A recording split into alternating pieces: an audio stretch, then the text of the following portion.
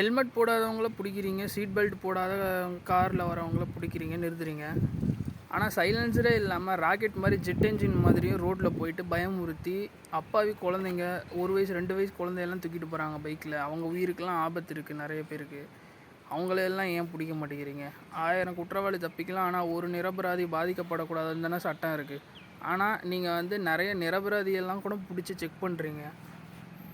ஆனால் குற்றவாளிகளை நீங்கள் பிடிக்கிறதே கிடையாது. லேசாக ஒரு நூல் டச் பண்ணால் கூட அவங்க தடுக்கிற வண்டி, தட்டி விட்ற வண்டி பறந்து போய் செவுத்துலேயோ கம்பத்துலேயோ இடித்து அதில் போகிற குழந்தைங்களுக்கும் வயசானோம் லேடிஸ்க்கும் கண்டிப்பாக உயிரிழப்பு ஏற்படும். இவனுங்க ரேஷ் டிரைவிங் போகிறவங்கள பார்த்து 10 பேர் நாளைக்கு போகிறானுங்க. லைசன்ஸ் இல்லாத பசங்கள்லாம் போகிறானுங்க. ஸ்கூல் படிக்கிற பசங்க, டியூஷன் போகிற பசங்கள்லாம் கூட போயிட்டுருக்கானுங்க. இதுக்கு என்ன தான் சொல்யூஷன்? இதெல்லாம் நீங்கள் கண்டுக்கவே மாட்டேங்கிறீங்க.